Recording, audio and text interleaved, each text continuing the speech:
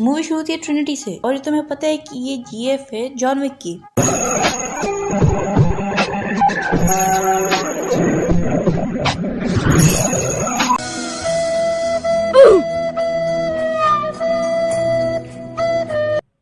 और ये भी नाइटमेयर था। मीनवाइल मॉर्फियस और लिंक ज़ायन जा रहे होते हैं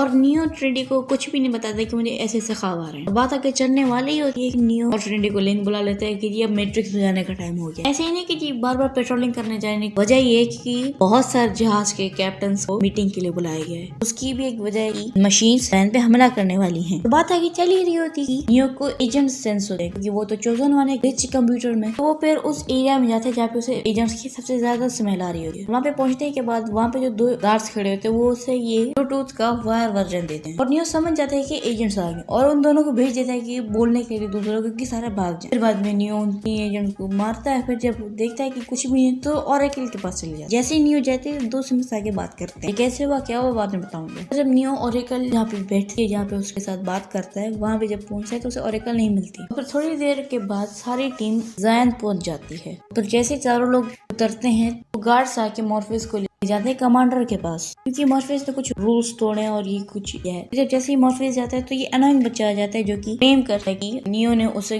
मैट्रिक्स से बाहर निकाला बिना कोई गोली थी। तो फिर ये भी कहता है कि मुझे अपनी टीम में शामिल कर लो, लेकिन ना। मीनवाइल कमांडर और मॉर्फियस बात कर रहे होते हैं कि मॉर्फियस ने रूल्स वगैरह क्यों तोड़े, फिर ऑर्डर्स वगैरह क्यों छोड़े। मॉर्फियस के वही लॉजिक मुझे ऑरेकल से जाके मिलना था। अच्छा ये मैं बात बता दूं कि अगर आप किसी भी रीजन में जाके मैट्रिक्स में अंदर जाते हैं, प्लग होते हैं, तो उसी रीजन के करीब ही फोन होते हैं। एनीवे, तो इन सारी कन्वर्सेशन से मुझे ये पता चला है कि ज़ायन में एक कांस्टेंट होने वाला है, मतलब पार्टी वगैरह कह सकते हो, जहाँ पे मॉर्फियस और काउंसलर कमांडर ये बात कर रहे होते हैं कि लोगों को बताइए ना। फिर एंड में ये बात निकलती है कि वो सारे लोगों को बताएंगे कि हमला होने वाला है। फिर उसके बाद सारी टीम जब फ्यूल भर लेती है शिप पे तो ये बंदा जाके नियो को मारने लगता है। क्यों, आगे बताऊंगा। वो ये कि ये भी पहले एक नॉर्मल इंसान था जो कि मैट्रिक्स से फ्री हो चुका था और ये नियो का बहुत अच्छा दोस्त था, बहुत अच्छा। ये और एक और नमूना जाके ऑरेकल से एक मैसेज ले आता है और पहले ये दूसरे नमूने को भेज देता है मैसेज के साथ। उसके बाद जब ये जाने वाले होते हैं कि स्मिथ आ जाता है, उसके दिल में हार डाल देता है, उसे चेंज कर देता है। ट्विस्ट,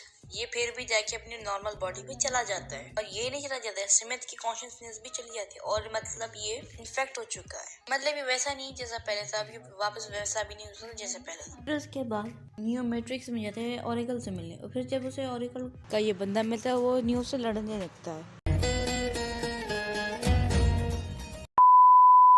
और फिर जब ये मरने वाले होते तो कह देता है कि ये कंफर्म हो गया तुम ही चौथन वाला। तो बहुत सारे लोग होते हैं अपना भेस बदल के हमला करने की कोशिश करते हैं। फिर उसके बाद नियो को ऑरेकल के पास ले जाते हैं और फिर नियो ऑरेकल से पूछता है कि तुम भी एक प्रोग्राम हो और कंप्यूटर से बाहर जा नहीं सकती तो हमारी हेल्प क्यों कर रही हो। थोड़ी बहुत ऐसी और कन्वर्सेशन के बाद नियो कहता है कि मुझे मैट्रिक्स के क्रिएटर से मिलना है। तो फिर वो कहती है कि तुम चाबी बनाने वाले से मिलो और उसके थ्रू तुम क्रिएटर से मिल पाओगी। और क्रिएटर कोई दूसरा क्रिएटर नहीं, मैट्रिक्स का क्रिएटर। जो भी एक प्रोग्राम है लेकिन उसकी अपनी सोच, उसका अपना दिमाग है। और उसके बाद स्मिथ आ जाता है, लेकिन अब ये फ्री हो चुका है मैट्रिक्स के कमांड से कि जी जो निकल चुके मैट्रिक्स से वो फिर भी अंदर है, उनको जाके मारो, ये करो, वो फ्री हो चुके हैं लेकिन अभी भी ईवल है। वो फ्री तो हो चुका है लेकिन ऐसे भी कर सकता है कि किसी और बंदे को उसमें हार डाल के उसे अपने जैसा स्मिथ बना सकता है। End of virus. फिर नियो उसे लड़ने की कोशिश करता है लेकिन स्मिथ अपना लश्कर ले आता है जो कि सिर्फ और सिर्फ स्मिथ की शक्ल होती है।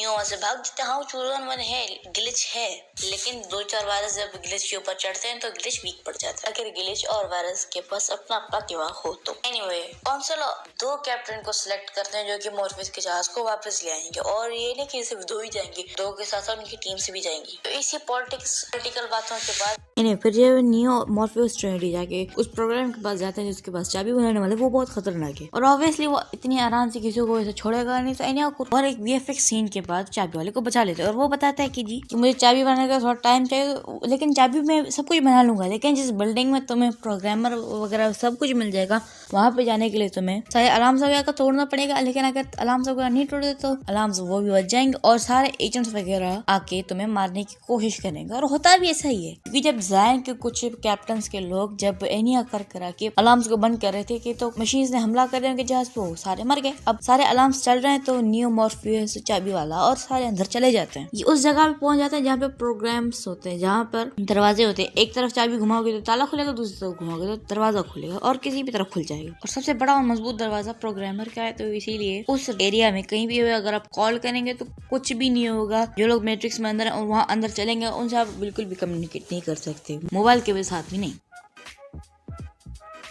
फिर ये ट्रेन ली जाती है, सारे अलार्म्स को दबा कर देती है, जो कि और बजते तो और मसला हो सकता था, तो मसला खत्म हो गया। लेकिन मॉर्फेयस चाबी वाले और नियो के साथ एजेंट सिमथ आ जाता है, वही अपने लश्कर के साथ। उनसे लड़ा के नियो मॉर्फेयस वहाँ पहुंच तो जाते हैं, लेकिन चाबी वाला मर जाता है। और यहाँ पे एक टाइम सेट हुआ होता है, अगर इस फला टाइम के बाद अगर वो अंदर नहीं गए तो फिर कभी नहीं पहुंच पाएंगे। कल आना। मॉर्फेयस एनिया को करा के वापस नॉर्मल वर्ल्ड में चला जाता है और नियो क्रिएटर के पास पहुंच जाता है। और थोड़े सवालों के बाद नियो को पता लगता है कि वो इकलौता चूजन वन नहीं है। मैट्रिक्स कई बार बन चुका है और बहुत सारे ऐसे लोग थे जो चूजन वन थे ऑलरेडी है यहाँ। हो सकता है पिछले मैट्रिक्स में नियो किसी और आइडेंटिटी में हो सकता है नियो किसी और शहर में हो। इसी तरह 6 बार मैट्रिक्स बना और फिर उसे चॉइस देता है कि जी वो कोई 7 मर्द और 14 औरतें लेके मैट्रिक्स को फिर से स्टार्ट करे या फिर ट्रिनिटी को बचाए, क्योंकि ट्रिनिटी पर एजेंट्स ने हमला किया था और लिंक ने बताया कि तुम मेरे को हमला करने वाला। लेकिन ट्रिनिटी जाते जाते उसे नहीं सुन पाती कि उसे भी डर लग गया था, वो भी भागने लगी थी। लेकिन अब जो उसके पीछे उनके पास 2 चॉइस है, या तो फ्रेडी को बचाए या फिर मैट्रिक्स के लोगों को बचाए। तुम भी कह रहे हो कि यार वो दूसरे न्यूज स्टार्ट कर ले, एक बंदे के लिए पूरा मुल्क तबाह कर दे। ये थोड़ा बहुत सोचता है और कहता है कि यार सब ने मर्द और औरत वाले लिया होगा, मैं ट्रिनिटी को बचाता हूँ। और बचाता है और बचा भी, जो कि एनिया को करा के टर्न्स आउट सब ने मर्द वाला ही लिया था। भी ट्रिनिटी को बचाया ही नहीं या फिर अपनी लवर को बचाया ही नहीं। नियो ट्रिनिटी को बचा तो लेता है, लेकिन एजेंट ने उस पर गोली चलाई थी, जिसकी वजह से उसकी हार्ट बीट रुक जाती है। तो इसीलिए नियो एनिया करके उसके दिल पर अपना हाथ डालता है और फिर उसे धड़का देता है। एंड और ऑरेकल ने ये भी कहा था मॉर्फियस को कि जब चूजन आर्किटेक्ट से मिलेगा तो जंग खत्म हो जाएगी। असल में जंग रुकती नहीं है, जायन वगैरह सब कुछ तबाह हो जाता है, सब भूल जाते हैं कि चूजन ऑलरेडी किया है और सब रिपीटेडली हो रहा है। एनीवे फिर मैट्रिक्स से ट्रिनिटी और नियो बाहर आ जाता है। फिर मॉर्फियस परेशान हो रहा होता है कि जंग रुक क्यों नहीं रही, क्योंकि प्रेडिक्शन ये हुई थी कि चूजन वन जब आर्किटेक्ट से मिलेगा तो जंग खत्म हो जाएगी, तो अभी रुक क्यों नहीं रही। फिर नियो भी लाइक तुमने मुझे प्रीक्वल में डिप्रेशन दिया था, अब ये सब ऑलरेडी 5 बार हो चुका और ये 6ठी बार हो रहा है। फिर बात चली रही थी कि मशीन से मॉर्फियस की जहाज पे अटैक कर देती हैं। फिर 4 लोग वहां से भागते हैं। तो मीना जब वो वहां से भाग रहे थे मशीन्स ने जहाज ही तबाह कर दिया। टीम वहां से भाग गए। तो भागते भागते नियो भी लाइक अब मैं उन्हें सेंस कर सकता हूँ कि वो कहाँ से आ रहा है और क्या सोचते हुए आ रहे हैं। फिर ये अपना हीरो अपने हाथ आगे करता है, फिर सारी मशीनें वहाँ पे बंद हो जाती हैं और नियो भी बंद। और फिर उसके बाद टीम को लेने के लिए दूसरा जहाज आता है। फिर उसमें लिंक और कैप्टन बात कर रहे होते हैं कि उनको दूसरे जहाज में भी धमाके होने की खबर मिली। अब उन्होंने जब तहकीकात की तो उन्हें बस एक ही बंदा मिला, जो कि था। फिर उसके बाद एक क्लिफ हैंगर आता है कि जो कि था स्मिथ का क्लोन, जो कि अपनी नॉर्मल बॉडी में चला गया और वही उसी फटे हुए जहाज में से मिला। और इसी क्लिफ हैंगर के साथ मूवी खत्म। एनीवेज, जैसा लगा with this video, thanks for watching. नीचे मेरे सारे सोशल मीडिया अकाउंट्स की लिंक है, वहाँ पे फॉलो कर लेना, सब्सक्राइब के बाद बेल आइकन भी दबा देना। सी या Так дайте пацанам посчитать потери. Суммы нули погибают на сцене. Снова один прогуляюсь без тени. Заливаю лик, поцелуй на шею.